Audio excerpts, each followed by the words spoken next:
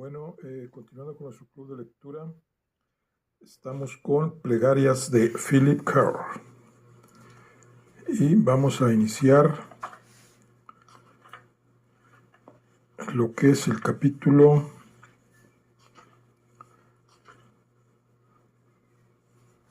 5.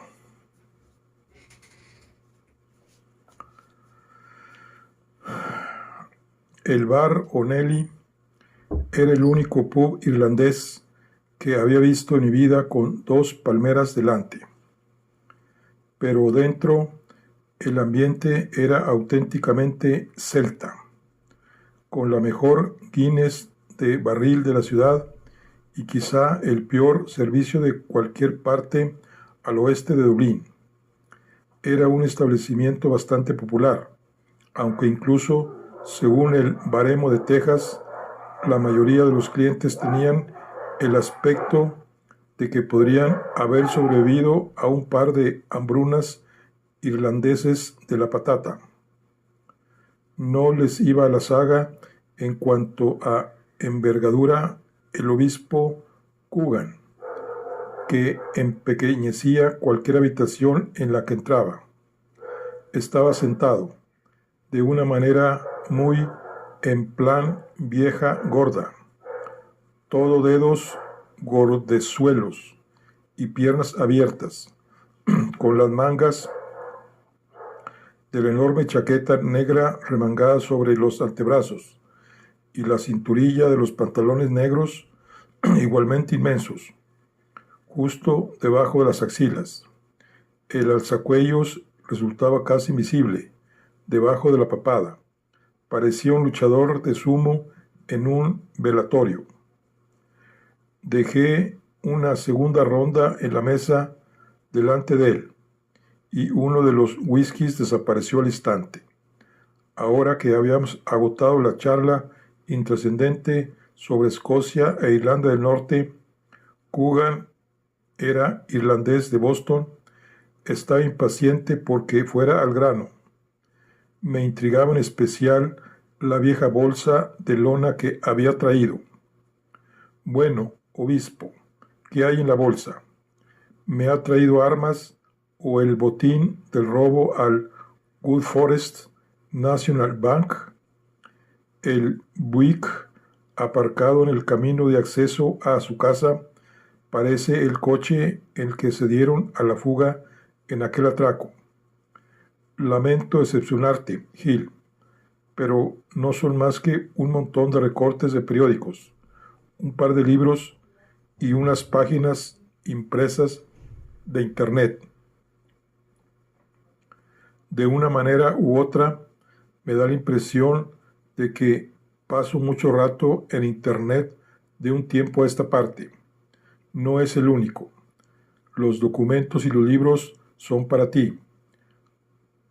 Coogan abrió la cremallera de la bolsa y me dio un libro en rústica titulado Todos los dioses posibles. El autor era Philip Osborne. En cuanto lo vi, me eché a reír. Hace apenas una hora, Ruth me estaba montando la de Dios es Cristo por leer este libro y otros parecidos. Ah, sí, ¿como cuáles? Dawkins, Hitchens, Peter Eggman. Me encogí de hombros. Sam Harris, Dan Barker, Daniel Dennett. Coogan dejó escapar una risilla. Es prácticamente el panteón entero de los incrédulos. ¿Por qué demonios quiere darme este libro? Philip Osborne es amigo mío, contestó el obispo Coogan, o al menos lo era. Lo dice como si estuviera muerto. Para el caso, como si lo estuviera. Está recluido en el centro psiquiátrico del condado de Harris, aquí en Houston. Fui a verlo hace unos días y hablé con sus médicos, que me describieron un caso de catatonia psicogénica maligna, con resultado de deterioro cognitivo permanente. Han llegado a la conclusión de que debe de haber sufrido daños reales en el lóbulo frontal del cerebro, aunque no hay absolutamente ningún indicio del trauma que normalmente podría haber causado semejante estado de colapso mental. Me impresionó la familiaridad de Coogan con todos estos términos médicos, al menos hasta que recordé que antes de meterse a cura había estudiado medicina en Tufts, en Boston, donde mi padre le había dado clases. Así pues, no se cayó ni lo golpeó nadie, resumí, pero va a decirme lo que ocurrió. No estoy seguro de poder hacerlo, pero me gustaría contarte lo que sé, Gil, y decirte por qué quería hablarte de ello. Adelante, pero me encogí de hombros. No veo cómo puedo ayudarlo. En el FBI tenemos jurisdicción sobre las infracciones de las leyes federales y hasta donde alcanzo a ver, aquí no hay nada federal. Si quiere, puedo ponerlo en contacto con las personas indicadas en la policía de Houston. Fidelidad, valentía e integridad, dijo Coogan, citando el lema del FBI. Igual debería tomarme la libertad de añadir paciencia al pequeño trío de espléndidas cualidades humanas. Posó la mano en el libro. No es mal libro, en absoluto. De hecho, fui yo quien le dio el título, o al menos se lo recomendé como tal. Todos los dioses posibles. Es una cita de Stephen Roberts, otro de tus denominados nuevos ateos, como si fueran más coherentes que los viejos ateos. Creo que igual no soy tan paciente como usted cree. Eamon, hice alarde de mirar el reloj de muñeca. Hace cosa de un mes, Philip se presentó en mi casa, muy perturbado. Cuando le pregunté qué le pasaba, me dijo que no podía dormir. Eso saltaba a la vista. Y cuando le sugerí que fuera al médico para que le recetara somníferos, me comentó que no podía, porque ya estaba tomando Xanax. Y cuando conciliaba el sueño, tenía pesadillas horribles. Le pregunté si sabía a qué se debía el cambio. Negó con la cabeza y contestó algo extraño. Bueno, para él era extraño. Yo habría dicho que era imposible. Me pidió que rezara por él. Coogan se trepó un momento y se retrepó un momento y sacudió la cabeza. Gil, me quedé de piedra. Fue horrible, ni más ni menos. El caso es que soy hombre antes que nada y luego sacerdote, con que no me regocijé porque hubiera un pecador menos. Nada de eso. Sentí pena por el pobre infeliz. Bueno, ¿qué ocurrió después de que fuera a su casa? Mis oraciones por él le ofrecieron un poco de paz de espíritu, pero solo durante una temporada. Coogan rebuscó en los bolsillos. Me hace falta un cigarrillo. Vamos afuera. Hacía calor en la terraza.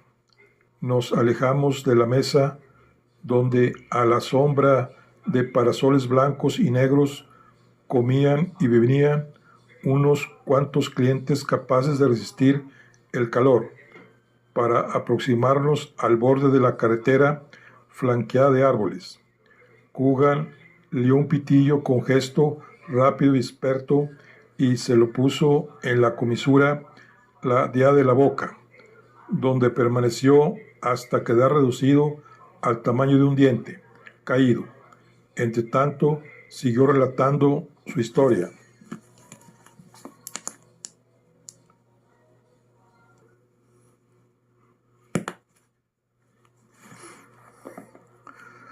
Hace un par de meses, Random House, su editorial, presentó su último libro en una fiesta celebrada en el Hotel Sasa. El libro se titula Más fe en una sombra. Es bastante parecido al otro, un tiroteo desde un coche en marcha a las puertas del cielo. Eso sí que suena a crimen, Emon. La fiesta empezó en torno a las 7, pero a las 8:30 ya no había ni rastro de Philip. Poco después, todos los que estaban en la terraza oyeron un barullo que parecía llegar de la plaza. La plaza es una islita de árboles y figuras de bronce a unos cuantos metros de ahí. Era un jaleo horrible, como si hubiera un animal en peligro. Creo que fueron los porteros los que cruzaron la carretera para ver qué ocurría. Sea como fuera, volvieron para decirnos que era Philip Osborne y que parecía histérico. Algunos invitados acudimos a ver qué podíamos hacer y nos esperaba una escena espantosa. Philip estaba encogido de miedo bajo la cúpula del pequeño monumento, gimoteando igual que un perro. Tenía las manos y la cara cubiertas de sangre y suplicaba a una figura invisible que lo dejara en paz. Cuando intenté tocar a Philip, soltó tal grito que nos metió a todos el miedo en el cuerpo. Luego, Philip intentó estrangular a uno de los porteros, y fue entonces cuando llegó el coche patrulla de la policía de Houston. Uno de los agentes estaba a punto de soltarle una descarga con una pistola para el instante, cuando de pronto él se desentendió de la agresión y cruzó la calle en dirección a unas fuentes cercanas.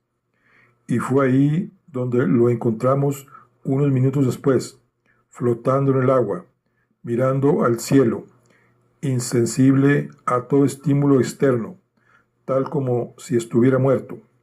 Lleva así desde entonces. A esas alturas ya había recordado el artículo en el Chronicle, solo que en el periódico se insinuaba que el autor estaba borracho, y puesto que no era tan raro que las personas ebrias se bañaran en las fuentes de Monrose Boulevard, no le había prestado mucha atención. Todo resultaba bastante lamentable, pero seguía sin entender por qué el obispo Coogan interrumpía mi velada dominical con algo así. Había sangre perteneciente a Philip Osborne por toda la placita, como si hubiera correteado por ahí, golpeándose con esto y aquello, como un poseso. Se hizo un corte en el brazo y... bueno, ahí lo tiene, dije. Debió de golpearse la cabeza contra algo también, pero no tenía contusiones en el cráneo, solo algún que otro arañazo en la cara provocado por las ramas de los árboles y la sangre de las manos. Había intentado trepar al monumento. ¿Encontró la policía a algún agresor? No. La policía cree que es un simple caso de estrés, exceso de trabajo, demasiado Xanax, mezclado con más alcohol de la cuenta. Una crisis nerviosa en plan Britney Spears, que tuvo un resultado bastante más grave que un reportaje fotográfico en US Magazine. Escuche, dije, lamento lo de su amigo, pero se mire como se mire, Emon, obispo, señor, esto es asunto de la policía de Houston. Y si te dijera que no es precisamente un caso aislado, que ha habido casos similares, casos fatales en otros estados, le diría lo mismo que antes. Hay gente que se esfuma cuando se le va la pinza. Así son las cosas. Coogan meneaba su cabeza enorme. No, no, esto es distinto, Gil. Estoy convencido. Lo presiento. Es posible que sea una profunda creencia religiosa, pero mi jefa no tragará. Necesitamos pruebas. Y las tengo. En la bolsa hay un expediente lleno de pruebas.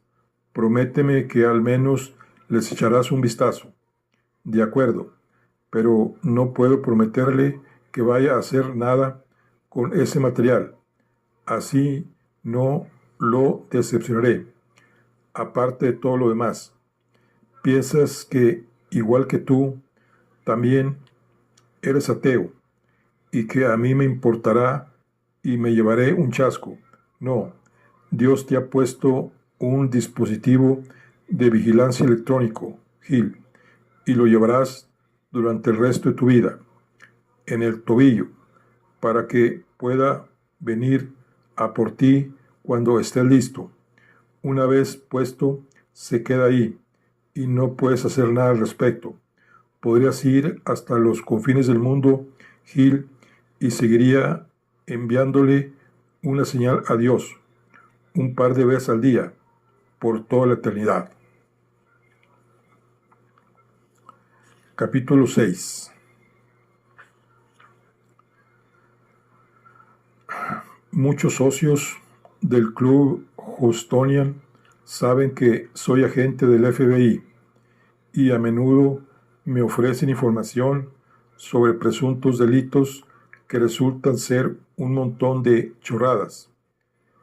Es uno de los gajes del oficio, supongo, pero no tengo que estar mucho rato en sus instalaciones para que uno de sus miembros o incluso alguien del personal se me acerque con algún cuento que normalmente me obliga a bajarme de la cinta de correr y tomar unas notas.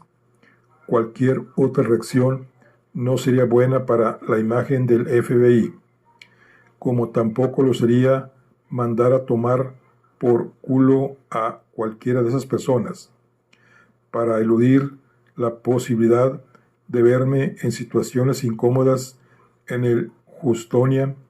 Acostumbro a mantenerme fuera del alcance del radar del club, sirviéndome de un juego de ganzúas profesional para entrar y salir por una puerta de servicio cerca del aparcamiento.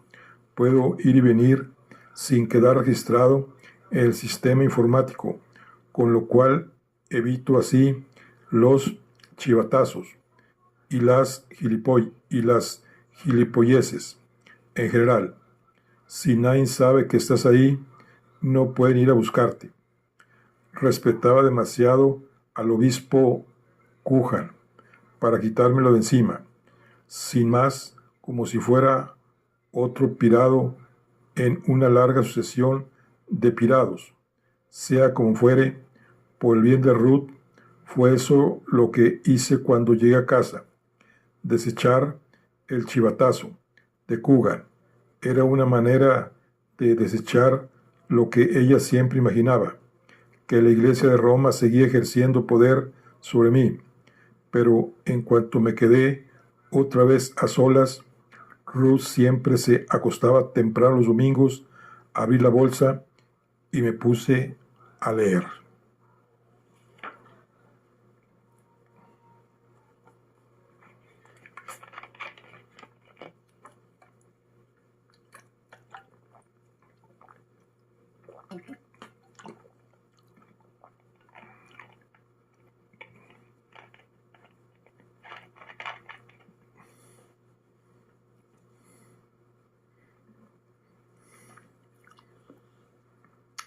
Había recortes del New York Times, el Boston Globe y el Washington Post, pero sobre todo tenía ante mí copias de páginas web reproducidas en la impresora de Coogan. Todos los documentos habían sido pulcramente perforados y clasificados en estricto orden cronológico, de modo que pude hacerme enseguida una idea general de lo que le había convencido sobre que estaba ocurriendo algo sospechoso. Cuando terminé de leer el informe, cogí un cuaderno, lo leí de nuevo y tomé notas. Justo antes de medianoche me serví un whisky escocés. No acostumbro a quedarme levantado y beber whisky, pero uno no espera que un obispo señale algo que infinidad de agentes de la ley han pasado por alto. Era una noche bochornosa, con la temperatura ambiente en torno a los 25 grados. Abrí la ventana de mi torrecilla y me asomé con el vaso. Encendí un cigarrillo y lo fumé rápidamente con la esperanza de que el olor no llegara a las fosas nasales de Ruth. Llamé a Coogan a su casa con el móvil. Solo quería pedirle disculpas si le he parecido escéptico. Estabas haciendo tu trabajo. ¿Y ahora qué? Existe un proceso, un modo de hacer estas cosas. Podría decirse que tengo que convencer a algunas personas para que adopten nuestra manera de pensar. Pero, ¿estás de acuerdo conmigo? Hay algo, sí, pero no se haga ilusiones. No puedo prometerle que vaya a ponerme en contacto con usted por esto en una temporada. Lo entiendo. Tienes tus propios arzobispos y cardenales, igual que yo. ¿Puedo hacer algo más? Bueno, le diría que puede rezar por mí si creyera, aunque solo fuera por un instante, que serviría de algo. Fue entonces cuando oí a alguien en el umbral y me volví para contemplar ahí plantada a Ruth. Por lo visto, llevaba un buen rato, el suficiente como para no haber interpretado debidamente la situación, porque parecía muy mosqueada conmigo. Eamon, tengo que colgar. Buenas noches, hijo, y que Dios te bendiga.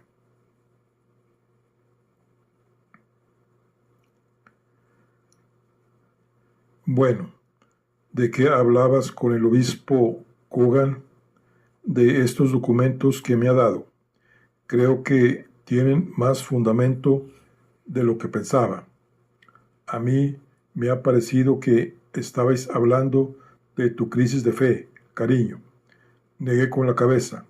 No, nada de eso. Lo siento. Te he despertado. He olido a tabaco. Por eso estaba fumando, asomando a la ventana. Sigue entrando en la casa cuando expulsas el humo. Vale, de ahora en adelante intentaré hacerlo lo menos posible. Le resté importancia con un movimiento de hombros. ¿Qué ocurre? Supongo que me extraña un poco que puedas hablar con el obispo Coogan de cosas que eres incapaz de comentarme a mí. Ya te lo he dicho, repuse, sofocando un bostezo. No estamos hablando de eso. Descruzó los brazos y tomó mi mano con la suya. Estaba pensando, Gil, igual podíamos... Titubeó, justo lo suficiente para que me hiciera una idea equivocada. La abracé e intenté besarla.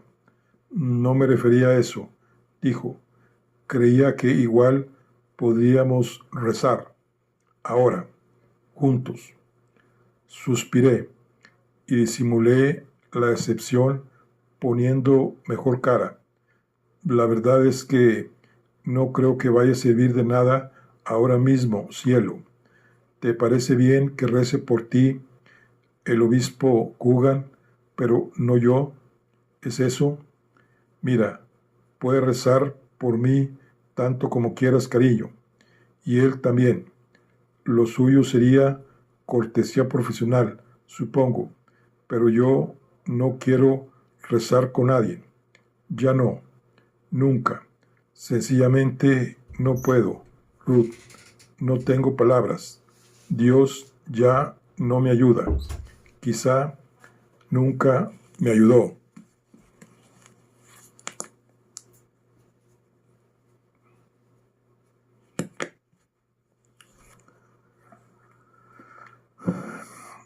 Dicen que los caminos del Señor son inescrutables, pero he de reconocer que me sorprendió considerablemente lo que ocurrió a la hora del desayuno. Danny estaba viendo la televisión antes de que Ruth lo llevara en coche al colegio. Yo tenía una tostada en una mano y un café en la otra, y Ruth me estaba ajustando el nudo de la corbata, y quizá no contribuyó que, como ella sabía, fuera una corbata que había adquirido durante mi misión de servicio temporal en la ciudad de Washington. Si sospechaba que me la había comprado Nancy Graham en Michael Andrews Bespoke, cosa que había hecho, desde luego no lo dijo, pero esta vez hizo mucho más que meramente enderezarme la corbata. Los ojos verdes que conocía mejor que los míos propios oscilaron, arriba y abajo, entre el nudo de seda y mi cara, y cada vez que cruzaba la mirada con ella parecía más triste. Luego se tragó un nudo en la garganta del tamaño de un huevo, y le apareció una lágrima en una pestaña. En ese mismo momento me invadió un miedo terrible, y cayendo de pronto en la cuenta de que algo iba muy mal, empecé a cubrirle la frente de besos y a disculparme por la víspera. Lamento mucho lo de anoche, cariño. No debería haber dicho lo que dije. Fue imperdonable. Sí, lo fue, convino, y ajustó el nudo de seda un poquito más de lo debido. Podría estrangularte por lo que dijiste anoche, Gil Martins, y detesto sentirme así con mi marido. No me reconozco en tus ojos. Antes éramos muy buenos amigos tú y yo, pero ahora lo único que percibo en ti es una creciente hostilidad. Venga, Ruth, si siento hostilidad no es hacia ti, repuse. Ya sabes que te quiero, siempre te he querido, incluso cuando cometí aquel error en Washington, te quería. ¿Ves lo que has conseguido, Martins? Tú y ese dichoso trabajo tuyo. ¿Ves a dónde me has llevado? ¿A dónde nos has llevado? No quiero hablar otra vez de mi trabajo, Ruth, y no voy a referirme a ello. Te doy mi palabra. No volveré a hablar de tu trabajo ni ahora ni nunca. Cuando ella me soltó la corbata, dejé la tostada y el café, tomé sus manos entre las mías y las levanté para besar las yemas de los dedos. Olvida lo que dije anoche. Mira, si quieres rezar, vamos a hacerlo, ¿vale? Estoy listo. Nos arrodillaremos y rezamos a Dios para que nos ayude, tal como deseabas. Me arrodillé e intenté que me imitara, pero Ruth se quedó en pie y se apartó. Tienes que marcharte, dijo. Todavía de rodillas delante de ella, miré el reloj de la pulsera. No pasa nada, cariño. Llego temprano. Además, esto es mucho más importante que abrir un caso nuevo. No, Gil, no lo entiendes. Venga, cariño, intento pedirte perdón. Me refiero a que tienes que marcharte de esta casa, para siempre. ¿Qué? Ya me has oído. De pronto tuve la sensación de que descendía desde el último piso del edificio de J.P. Morgan sin ayuda del ascensor, como uno de aquellos que saltaron del World Trade Center el 11 de septiembre. No había nada bajo mis pies, salvo cientos de metros de aire vacío. Me levanté. ¿De qué demonios estás hablando? No quería llegar a esto, dijo. Lo he intentado, de verdad, pero tienes que irte de esta casa. ¿Te estás quedando conmigo? No sé por qué salieron esas palabras de mi boca. No habría sido propio de Ruth decir algo así a la ligera. La cogí por el brazo y le acerqué hacia mí, pero ya tenía la sensación de que no era mi mujer, y el amor y la comprensión habían quedado atrás, y que ya en esos momentos estábamos cada cual volviendo a su respectivo pasado y a quienes éramos antes de conocernos, y que lo que habíamos sido el uno para el otro durante más de 8 años se había sumado. Negué con la cabeza firmemente. No, dijo, nada de eso. Negó con la cabeza firmemente. No, dijo, nada de eso. ¿Qué? ¿Te has vuelto loca? No, no me he vuelto loca. No, pero enloqueceré si sigo viviendo contigo, Gil. El caso es que no puedo creer en algo que considero importante y seguir en compañía de alguien que no cree en ello para nada. Nadie deja a su marido porque ya no sea cristiano. Joder, es una actitud medieval. Bueno, ya estás otra vez. Nadie, ¿eh? No os emparejéis con no creyentes, pues ¿qué relación es justa si hay desgobierno? Ruth, pareces una fanática, ¿sabes? A la gente que sale con asuntos así en el FBI los llamamos cristianistas. Están igual de chalados que los islamistas, solo que ellos cantan canciones más cursis. No puedo creer que tú seas así, Ruth. Escucha lo que dices. Ruth cerró los ojos y meneó la cabeza. Que escuche lo que digo, me suelta. Nadie más me escucha. Tú no me escuchas. Ya no. Me rodeas de puntillas como si fuera una especie de campo de minas. Esto no tiene que ver con Dios, ni con que haya perdido la fe, ¿verdad? Señalé. Bueno, desde luego no ayuda. Tiene que ver con ella, ¿no? ¿Por qué no dices su nombre? Seguro que no lo has olvidado. Creía que ya lo habíamos superado. Y con la ayuda de Dios, creo de verdad, de veras que lo habríamos superado. Pero no va a ser así. Ahora ya lo tengo claro. Dios no tiene nada que ver con lo que ocurrió en Washington. Con lo que ocurrió, no. En eso tiene razón. Pero de verdad pensé que quizá nos ayudara a configurar un futuro para nosotros. Necesito a Dios y a la iglesia de Lakewood porque no puedo hacer esto por mí misma. No soy lo bastante fuerte y tú no me ayudas, Gil. Te has distanciado tanto de mí y de Dani. Bueno, tienes que pensar en tu trabajo, claro, y no niego que tienes una labor importante. Contribuyes a que nuestro país sea un lugar seguro. Es un trabajo de que cualquiera estaría orgulloso, pero en tu caso es más que una misión.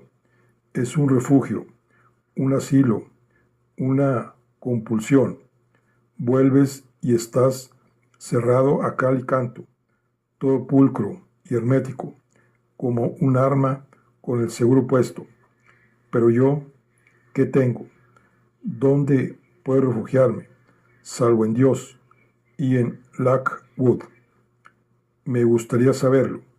Y no me digas que en el club no soy como esas mujeres de Houston que se pasan el día entero en el spa, haciéndose la manicura y leyendo la prensa local. Eras una buena abogada. Podrías volver a trabajar, Ruth. Negó con la cabeza. Se te daba bien. Tú eras el único que lo creía, pero no tenía madera. Era demasiado compasiva para ser una fiscal como es debida. Eso decía el fiscal de distrito. Podrías buscar trabajo en un buffet privado. O sea, que no estaba bien para ti, pero podría estar bien para mí. ¿Es eso lo que estás diciendo? Bromeas, claro. La gente que trabaja en buffets en estos tiempos le dedica 12 horas al día y más. Tomé una decisión, Gil, la decisión de ser esposa y madre. Además, no tengo ninguna intención de dejar a Dani con una niñera. Muchas mujeres lo hacen. No me esforcé tanto porque tuviéramos un hijo para luego dejar que lo eduque alguna desconocida. De acuerdo, lo entiendo, cariño, pero vamos a intentar solucionarlo, por favor.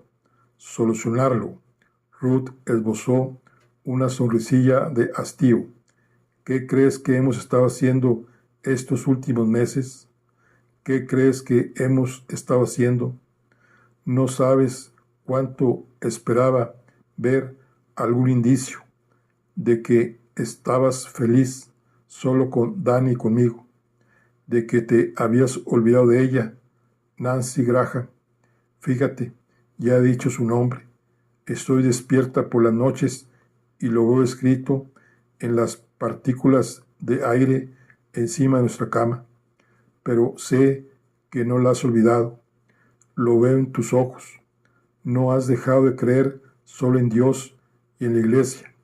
Has dejado de creer también en Dani y en mí, en nuestra vida, en Houston, en nosotros. Eso es una tontería, Ruth. Ah, sí, me parece que no. Tu ateísmo es un síntoma importante de algo mucho más profundo, de una fractura más profunda entre nosotros como pareja. Igual no lo puedes ver, pero yo sí lo veo y sencillamente no quiero tener que lidiar con eso. Ya no. ¿Crees que puedes seguirme la corriente? ¿Recuerdas lo que dijiste? Eso de que estás preparado para defender de palabra lo que sea por el bien de la armonía familiar. Bueno, pues estoy harta de tanta palabrería y estoy harta de ti. Quiero que en mi matrimonio haya algo más que palabrería. Quiero sintonía, quiero unión, quiero conversación, quiero que te vayas. ¿De verdad crees que voy a irme de aquí sin pelear? Ni lo sueñes. Como desees, respondió, pero ¿no piensas que ya hemos peleado bastante? Por eso te pido que te marches. Esto no ha terminado, dije, a la vez que cogía las llaves del coche con gesto decidido. Sí, que ha terminado. Hablaremos cuando vuelva a casa esta noche. No, no hablaremos, dijo. Claro que sí, respondí. No hablar de ello. ¿Crees que es eso lo que quiere Dios? No darme oportunidad de arreglar las cosas. Más vale que te vayas.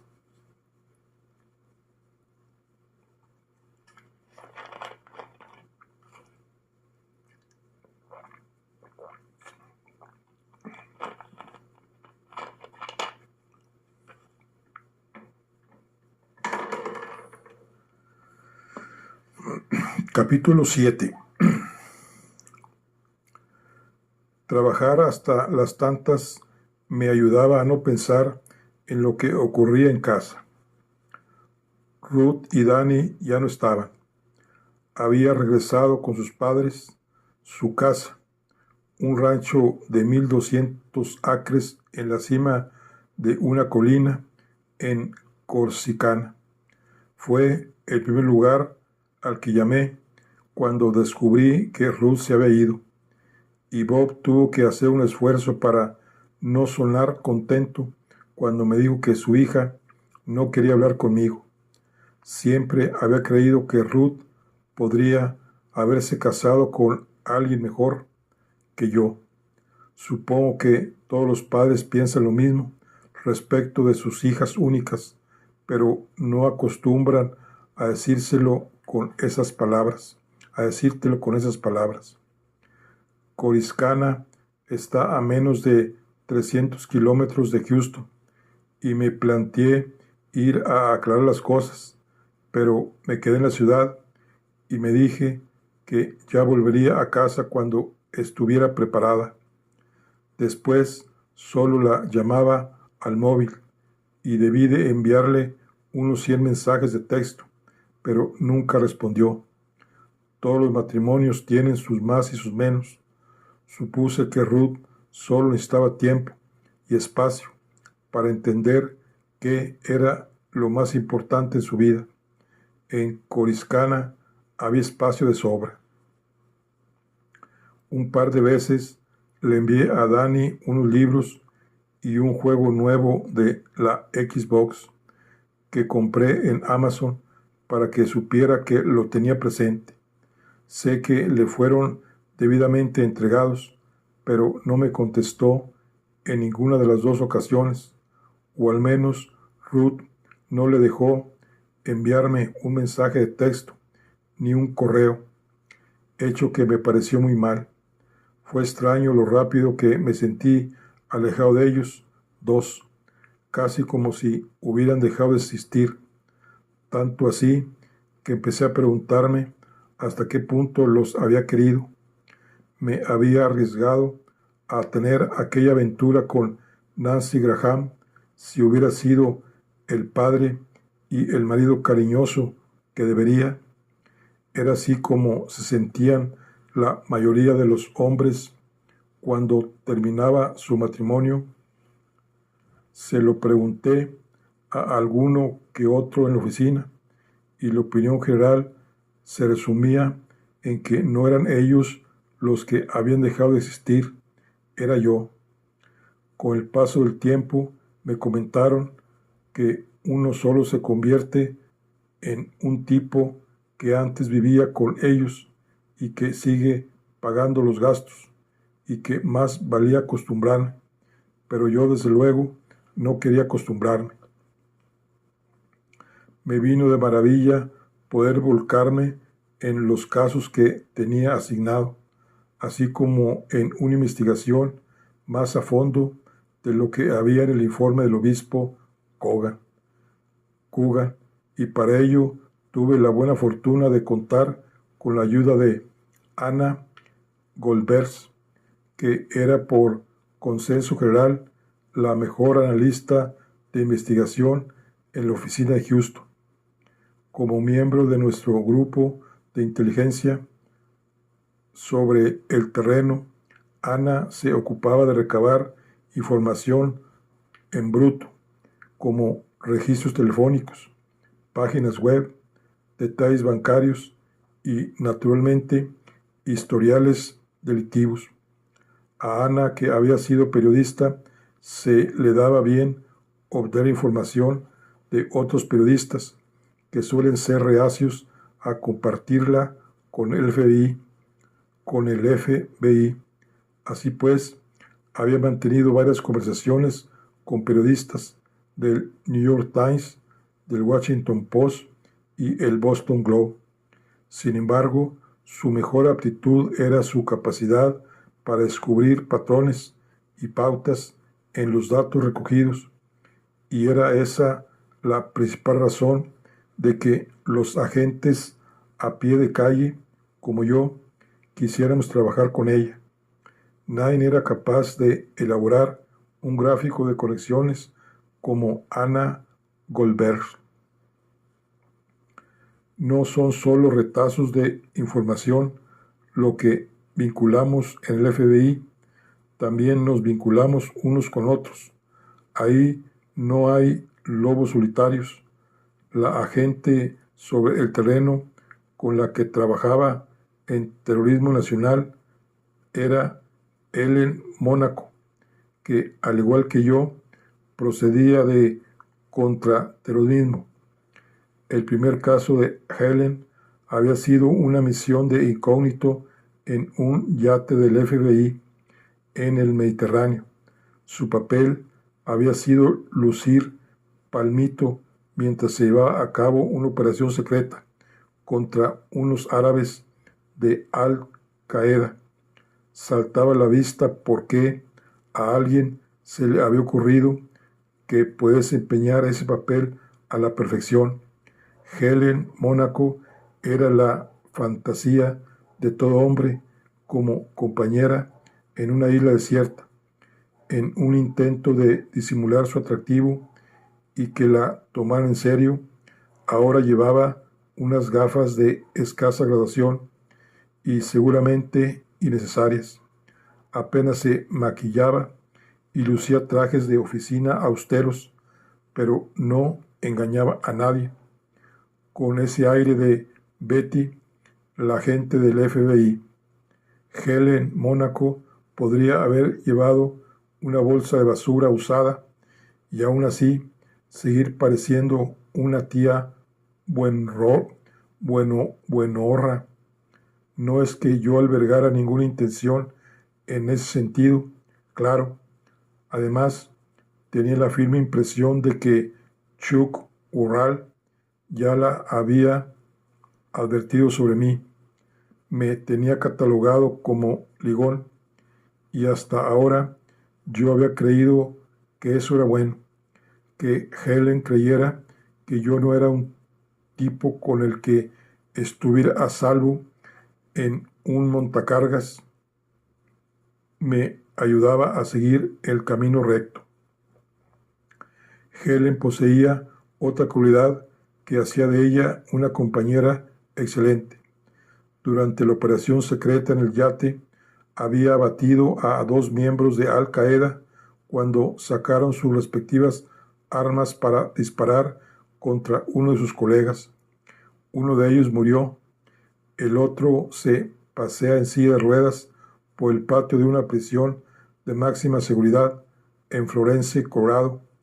Esos sí son resultados. Los tres, Ana, Helen y yo, empezamos a trabajar en el caso de Phil Osborne el lunes y el jueves. Ya teníamos información suficiente para presentárselo a la agente especial adjunta al mando. Les pedí a las otras 2 que me acompañaran porque supuse que entre los 3 podríamos argumentar de manera más convincente para que se llevara a cabo una investigación más exhaustiva que si se encargaba uno solo de nosotros. Además, quería poner a prueba una teoría. De hecho, era la teoría de Helen, quien decía que Gisela Delillo siempre me apretaba más las tuercas cuando había otras agentes delante, casi como si intentara demostrar que no había nada entre ella y yo.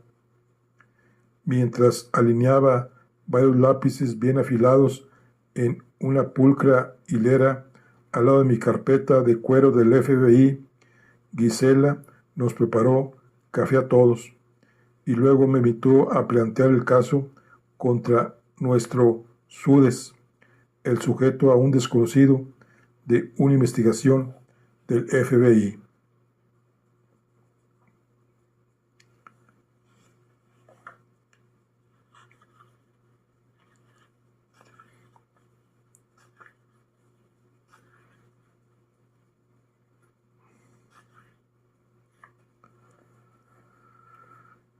Es el caso de investigación más extraño que he expuesto en mi vida.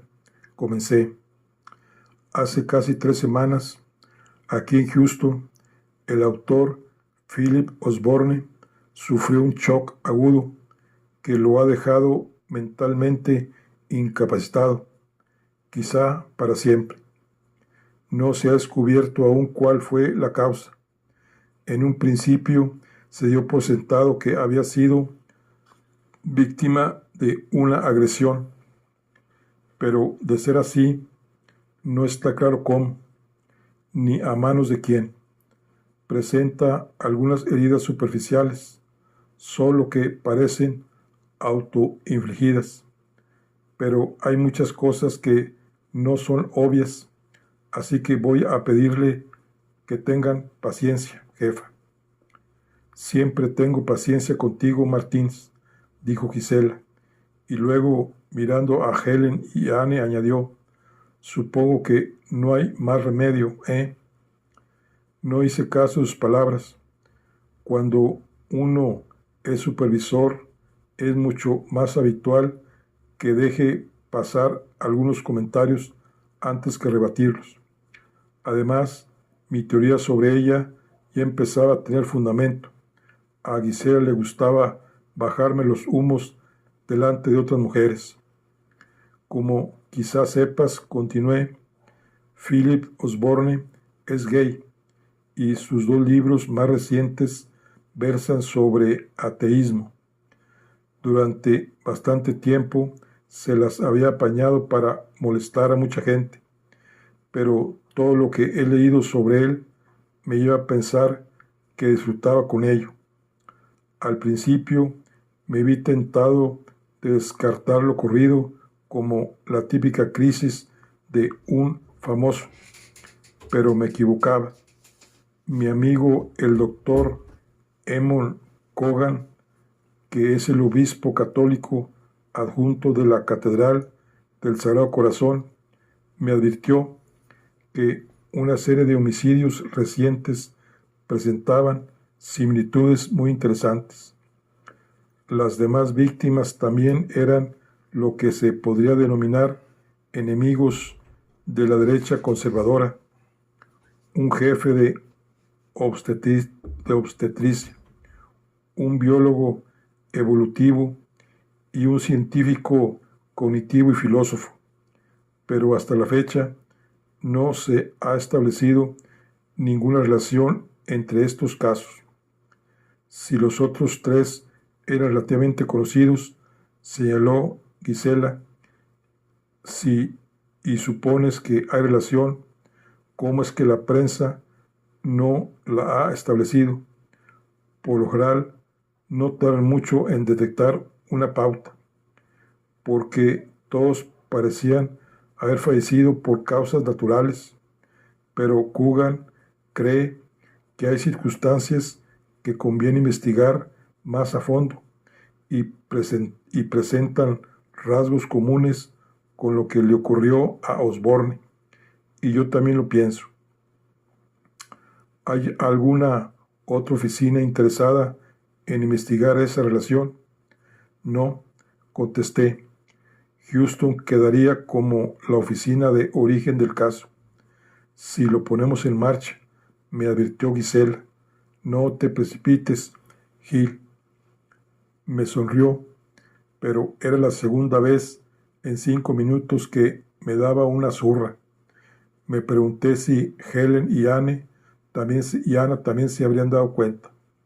De acuerdo, sigo escuchando, pero empieza aquí en Houston, con ese tal Osborne.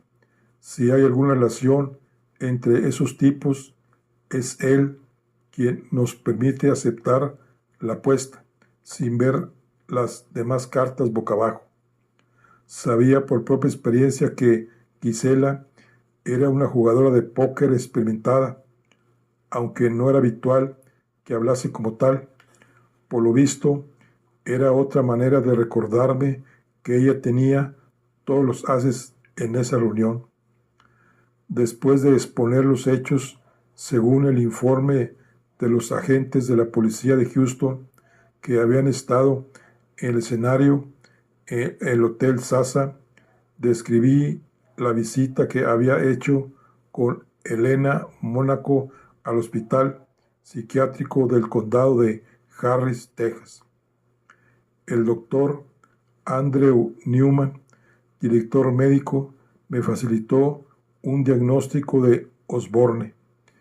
El tipo está catatónico, no se mueve en absoluto y parece sumido en un estado de inactividad que a juicio de Newman es psicológico en lugar de neurológico.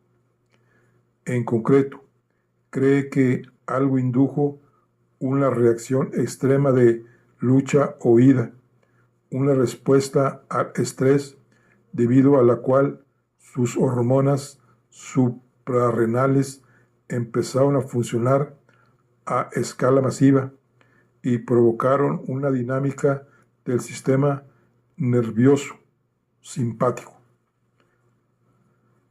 Tras una de esas crisis de lucha o huida, hay una tercera fase. Uno se queda inmóvil. Ya sabes, lo del conejo ante los faros de un coche y tal. Pero a los seres humanos nos pasa lo mismo. Y si no se pone remedio, se agrava, a veces muy deprisa, y uno entra en un estado de shock que tiene como fin protegerlo de algo peor. Tal vez, por lo general, se sale de ello, unas veces enseguida, otras no tanto. Y en el caso de Osborne, está claro que el doctor Newman no tiene la menor idea de si seguirá así 18 días o 18 meses. Entonces, ¿qué? Está en cama mirando el techo, lo tienen atado a una cama por su propia seguridad en caso de que vuelva en sí de repente. Pero el cuerpo de Osborne, como si fuera de plastilina, se puede colocar en cualquier postura que mantiene durante varios minutos o hasta que alguien le mueve las extremidades o la cabeza en alguna otra dirección. Noté que Helen se estremecía a mi lado y entre tanto se limita a mirar al frente como si estuviera muerto. Dije, solo que no lo está. Todas sus constantes vitales, ritmo cardíaco, pulso, presión sanguínea, parecen indicar que está perfectamente normal. Es como si estuviera atrapado en su propio cuerpo. Pero hubo un hecho extraño y tiene que ver con la reacción de lucha o huida que describió el doctor Newman. Poco después de ser ingresado en el hospital, los médicos tomaron una muestra de sangre. La adrenalina suele medirse en la sangre como marcador diagnóstico.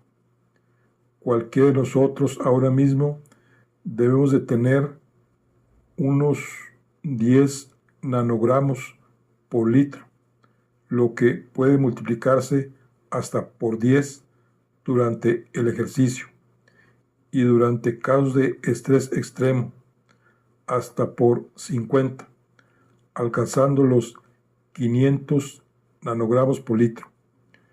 El cuerpo de Osborne contenía en torno a 10.000 nanogramos por litro, que por lo visto es la cantidad que se administra con jeringuilla a los pacientes que presentan problemas cardíacos agudos.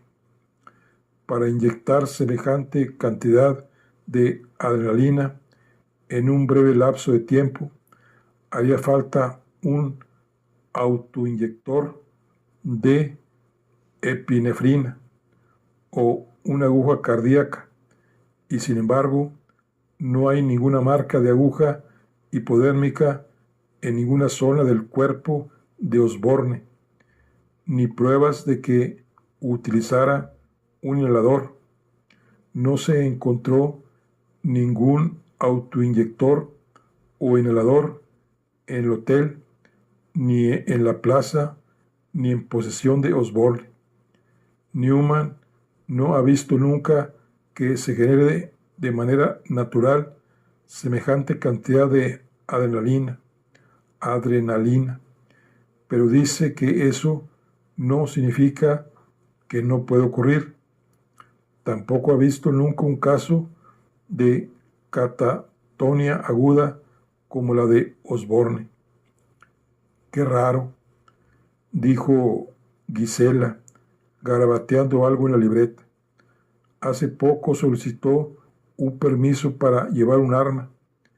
Eso no es algo excepcional, comentó Gisela, salvo que había manifestado su oposición a la Asociación Nacional del Rifle y a la posesión de armas en general, dije. Así que estaba asustado por algo. Gisela miró a Ana Goldberg. ¿Hay alguna cosa interesante en sus registros telefónicos, Ana? Nada que no deba figurar ahí. Todos los números estaban en su agenda. Correos electrónicos.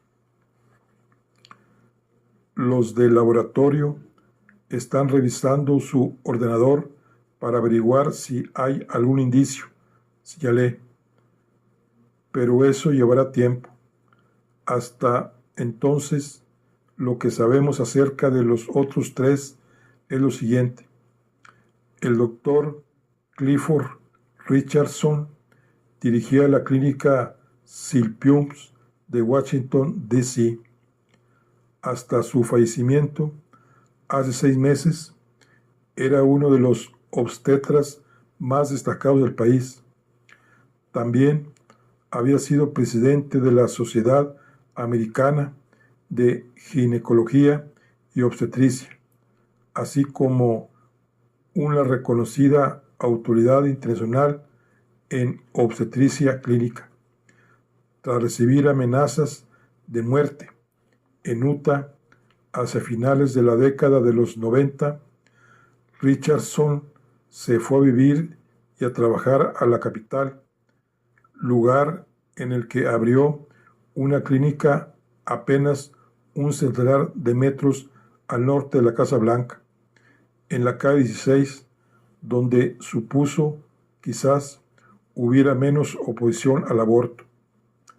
De no ser por gente como él, dijo Gisela, no sé qué haríamos las mujeres en este país. Se equivocaba, señalé, en lo que no habría opción en Washington.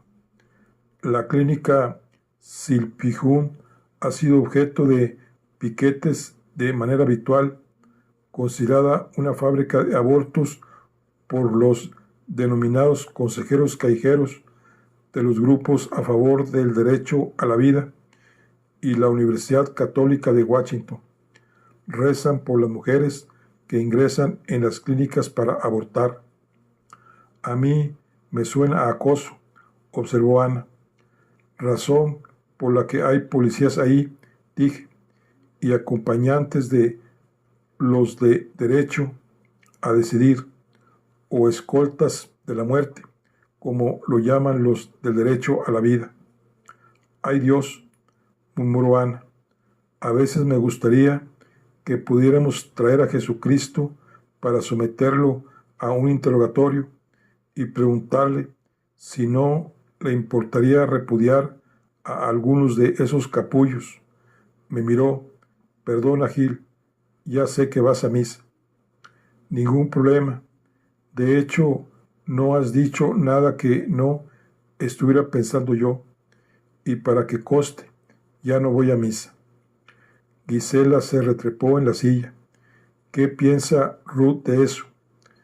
Está a punto de comentar que el pensamiento racional no parecía haber tenido la menor importancia en la decisión de mi mujer, cuando el fracaso que era mi matrimonio hizo que me quedaran atascadas las palabras en la garganta. Me acordé de Dani y entonces tragué saliva con dificultad y los ojos empezaron a parpadearme como si no confiara en que fueran a seguir abiertos sin delatar más emoción de lo que era conveniente en una reunión con mi agente especial adjunto al mando. Mientras intentaba controlarme, se hizo un silencio, más bien largo, que se fue volviendo más revelador y elocuente a cada segundo. Los instintos de jugadora de póker de Gisela interpretaron lo que había en mis ojos y dedujeron toda la historia, o al menos una parte de ella. ¡Ay, Dios mío!, exclamó con un grito ahogado. Gil, ¿te ha dejado Ruth? Negué con la cabeza, pero mi cara y la oscilación de la nuez de mi garganta dieron a entender lo contrario. La verdad es que preferiría no hablar de eso ahora. De una manera u otra, ha sido una semana difícil. Oye, ¿quieres que lo dejemos un momento? Respiré hondo y moví la cabeza. No, estoy bien, dije. Y de pronto, por el momento, lo estaba. Cliff Richardson vivía en la urbanización Watergate. Continué. Su apartamento tenía un balcón con vistas al Potomac. El viernes 21 de febrero de este año, Richardson se quedó hasta tarde en la clínica para terminar un trabajo. El recepcionista lo describió como mucho más preocupado que de costumbre. Después de repostar en una gasolinería, llegó a casa a eso de las 9. Estacionó en el aparcamiento subterráneo y subió en ascensor. A pesar de lo que igual habéis leído, la seguridad es buena en Watergate. Sus vecinos dijeron que no habían visto ni oído nada fuera de lo normal. Era una noche fría y había nieve en la calle, pero no la suficiente para amortiguar la caída de un hombre desde el piso 11. A la mañana siguiente, uno de los jardineros encontró el cadáver de Richardson en unos arbustos debajo del balcón. Tenía una entrada para un concierto la noche siguiente y la nevera llena. El mismo día que, según parece, se tiró por el balcón, compró unos libros en Amazon que llegaron la mañana que encontraron su cadáver. Lo que estás diciendo, señor Gisela, es que ese comportamiento no encaja en absoluto con el de un hombre que se iba a suicidar. Exacto, afirmé. La policía metropolitana acudió al escenario y, no sin cierta dificultad, he de decir, porque había varias cerraduras en la puerta, accedieron al apartamento de Richardson, donde no encontraron ninguna nota de suicidio ni señales de violencia. La televisión seguía encendida y había un plato preparado en el microondas. Debido a esas contraindicaciones al suicidio y el historial previo de Richardson, la policía metropolitana decidió tratarlo como una muerte en circunstancias sospechosas. Se llevaron a cabo indagaciones en Utah. Interrogaron a la gente que había estado manifestándose ante la clínica. También hay cámaras de circuito cerrado en el bloque de apartamentos y todos los que entraron y salieron del edificio ese día fueron identificados y descartados. Ninguno está vinculado con los partidarios del derecho a la vida que se manifestaban delante de la clínica. Al no encontrar ningún indicio, la policía metropolitana llegó a la conclusión de que Richardson se había suicidado y cerraron el caso. Pero repararon en algo fuera de lo normal en el apartamento de Richardson. Había un manuscrito de la Torá abierto, en el aparador, en un lugar destacado. Sabéis, como los que utilizan en las sinagogas, escrito en pergamino, en hebreo antiguo, con los rodillos de madera y todo. ¿Y bien?, preguntó Gisela. Richardson no era judío, respondí. Según su hija, ni tan solo era religioso. No pude explicar por qué poseía algo así. Era un rollo Sefer Torah, señaló Ana. Son caros. Richardson lo compró en eBay un par de semanas antes de morir y pagó $7,000 por él. Cosa rara, añadí, si se tiene en cuenta que no sabía ni palabra de hebreo. Rara, sí, reconoció Gisela, pero no es un indicio de asesinato. Luego está Peter Eggman, un destacado periodista británico que adoptó la nacionalidad estadounidense después del 11 de septiembre. Era exdirector del New Republic, autor de numerosos libros y de un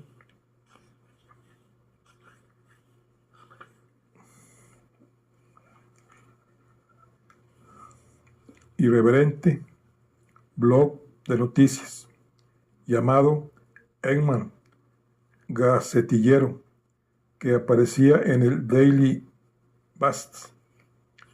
Hasta su muerte en abril de este año, su blog estaba recibiendo en torno a 5,000 visitas al día. Ni siquiera estaba al tanto de que hubiera muerto, comentó Ana. Además de meterse con políticos, Eggman arremetía habitualmente contra la religión.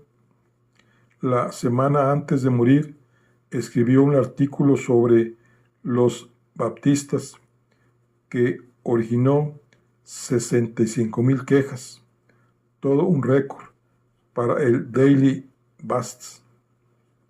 Eggman era de los que dicen cosas que nadie más se atreve a decir, y se había bien librado porque era gracioso.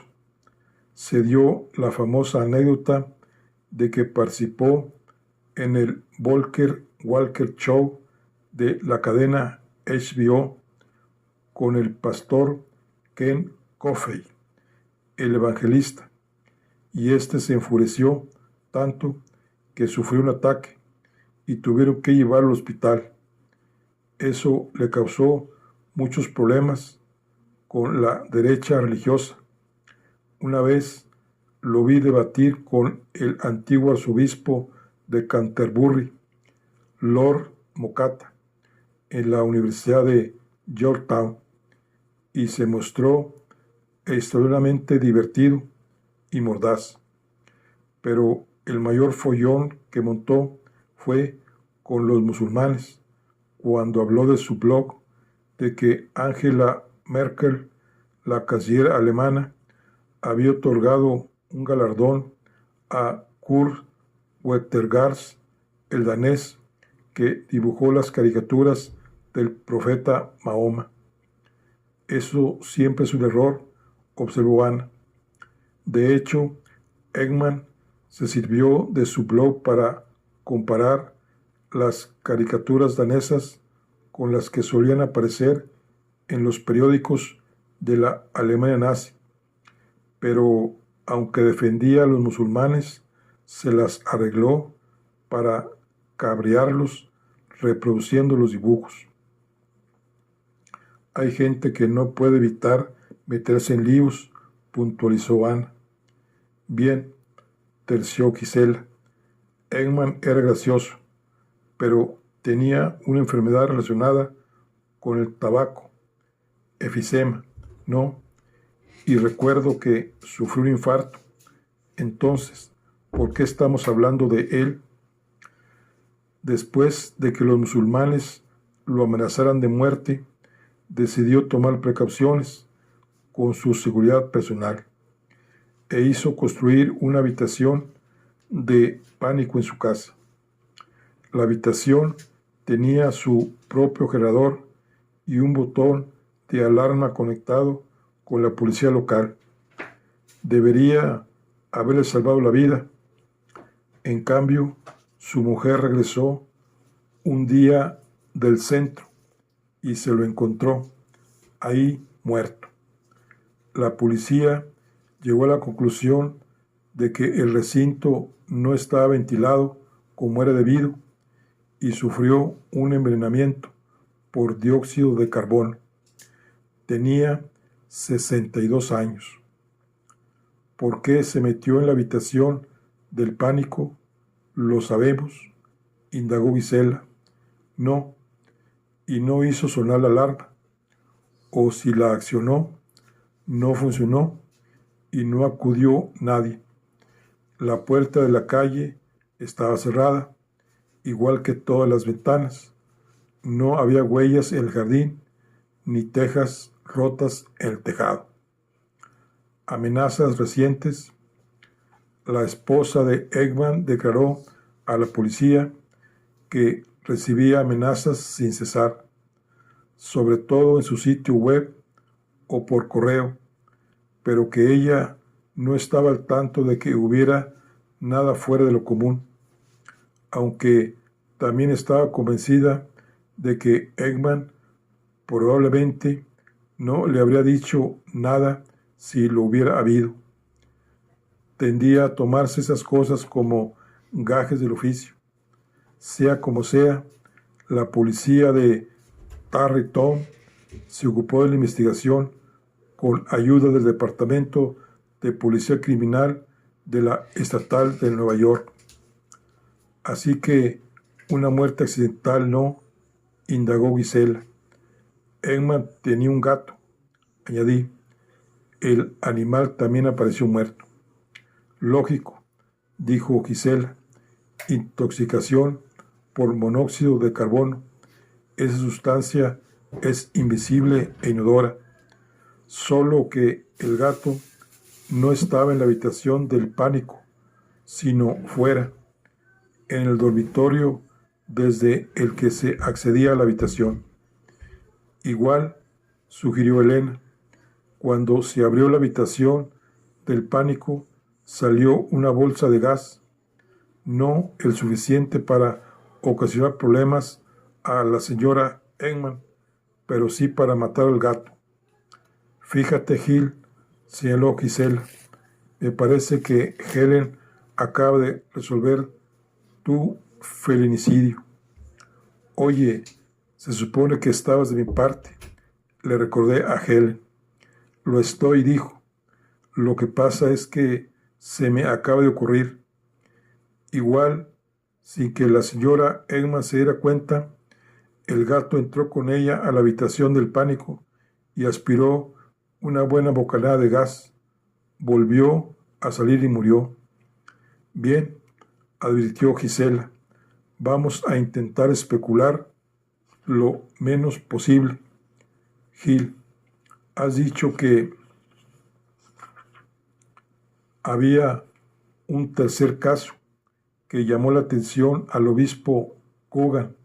¿Por qué no nos lo cuentas?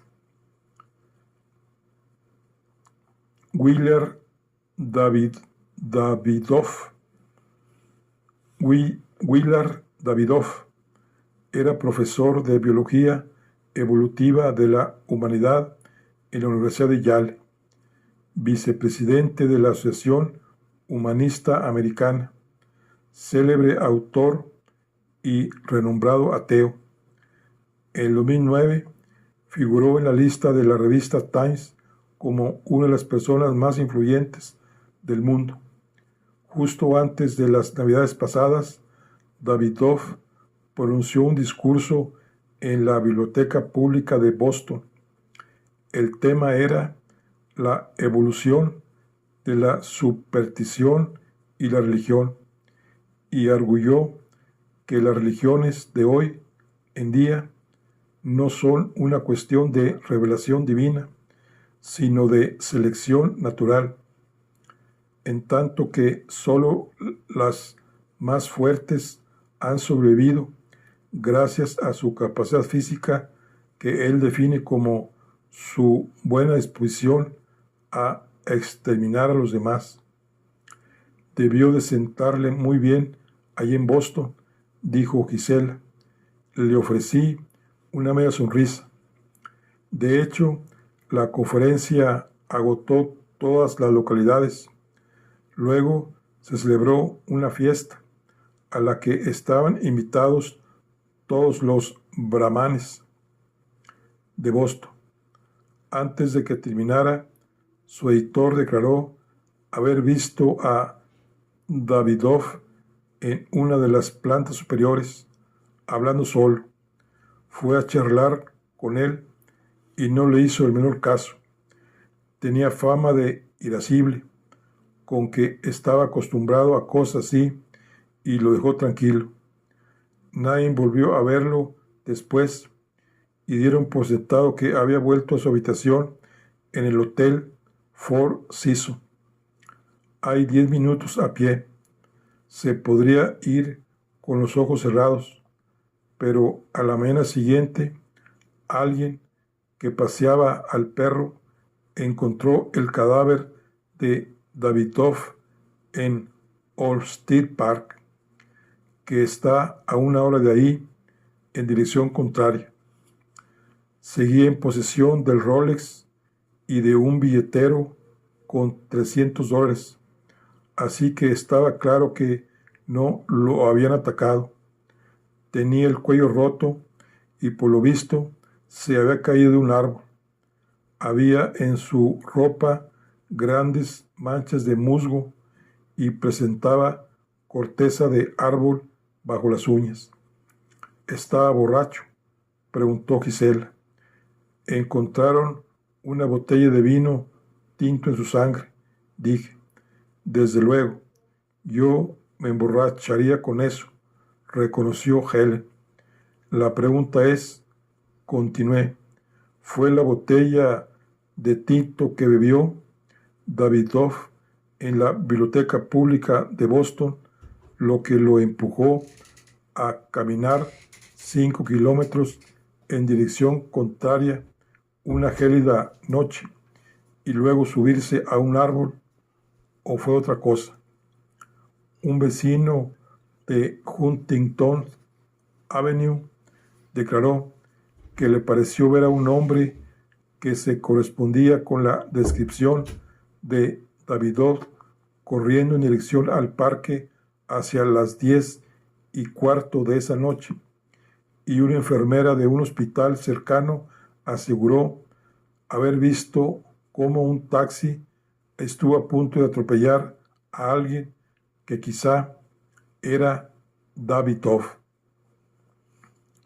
Entonces, ¿qué dijo la policía de Boston?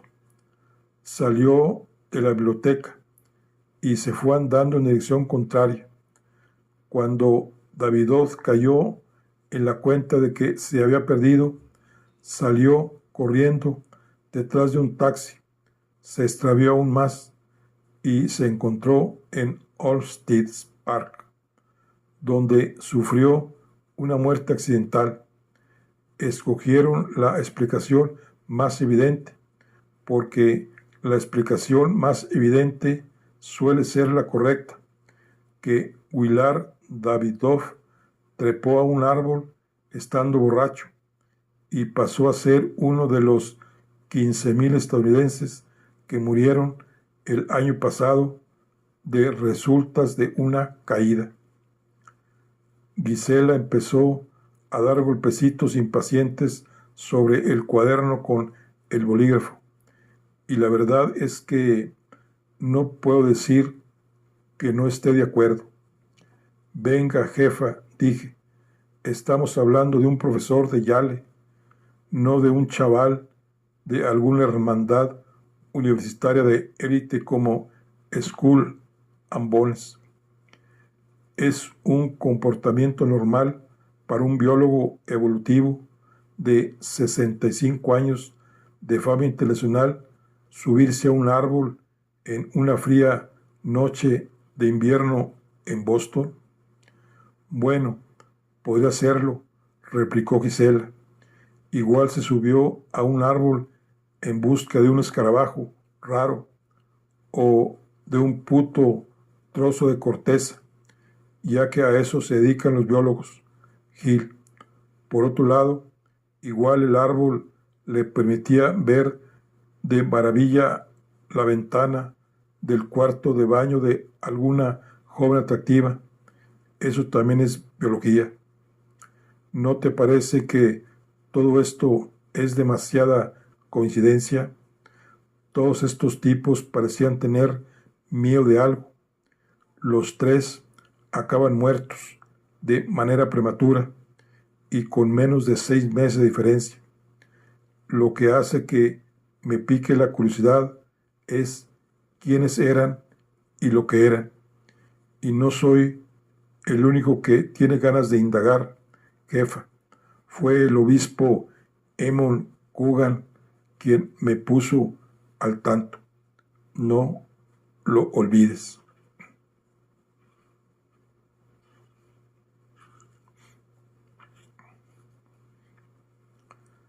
Es necesario que te recuerde algo que deberías haber aprendido en Cuántico, agente Martins. Eso era una puñalada trasera, trapera. Cualquier mención de lo que debería haber aprendido en la academia siempre me dejaba con la sensación de que nunca iba a llegar a ser un agente especial adjunto al mando.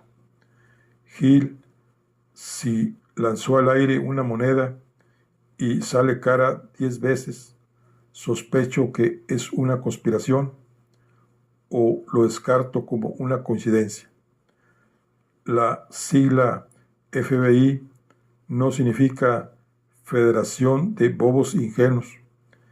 Esta solicitud de abrir un caso es un aforismo en plan Oscar Wilde en boca de un investigador.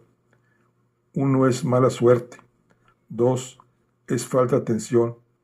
3 equivale al título 18. La sección 351 del título 18 del Código Penal estadounidense es lo que autoriza a los agentes especiales y a los miembros del FBI a investigar las infracciones de las leyes federales. Helen, ¿tú qué crees? Helen cambió de postura en la silla con gesto incómodo y cruzó las largas piernas como si así fuera a tener más tiempo para decantarse por un lado u otro de la argumentación.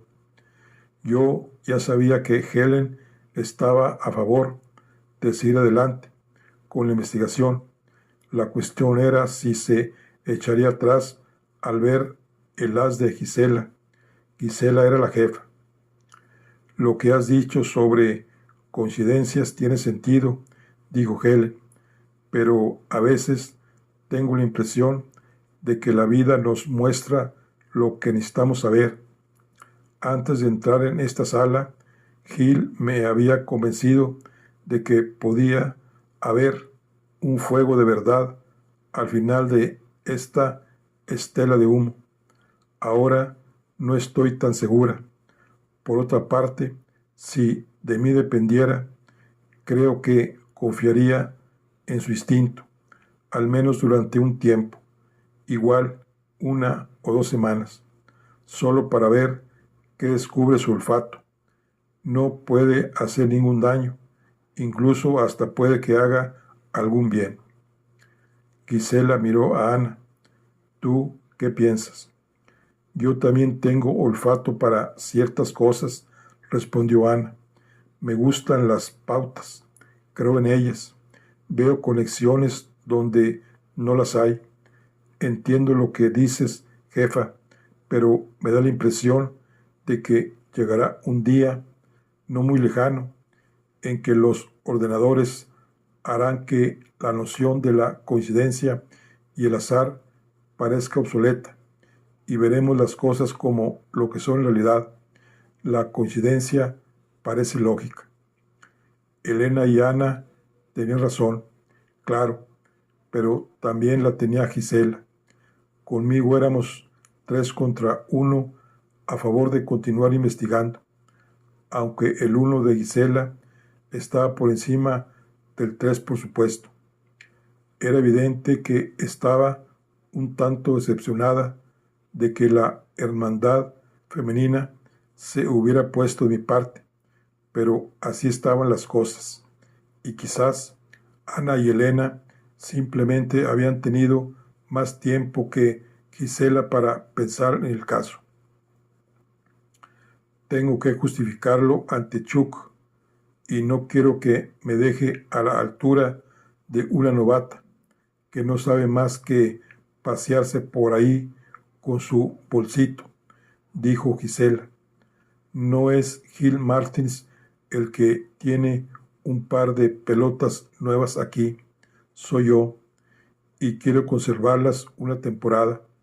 Si decido dar luz verde a una nueva investigación, ¿cuál va a ser el siguiente paso, Gil? Ir a echar un vistazo mucho más cerca. Elena, Helen y yo iríamos a Washington, Boston y Nueva York. Luego, intentar averiguar algo más que la policía local sobre esas 3 muertes. Esperar que los del laboratorio encuentren alguna pista en el ordenador de Osborne y rezar para que surja una nueva vía de investigación, supongo. O igual otra víctima, si hay alguien detrás de esto. Dudo de que se dé por satisfecho, con 3 víctimas y un caso de catatonia aguda. De un modo u otro, supongo que podremos recabar todos los datos en un par de semanas. Tengo la impresión de que puedes pasar sin mí. El Departamento de Investigación Criminal del Ejército tiene un confidente en el grupo de Johnny Brown, el Saco, y nos mantiene informados sobre cuándo planea el grupo Hayden hacerse con un sistema Swiss Blade. Gisela sintió. De acuerdo, respondió. Es todo por ahora, chicos. Tendré en cuenta lo que habéis dicho y os haré saber mi decisión cuando la haya tomado. Bueno, pues aquí concluimos lo que es el capítulo 7. Aquí terminamos con la charla del día de hoy. Estamos en el club de lectura con plegarias de Philip Carroll. Nos vemos en la siguiente. Hasta luego.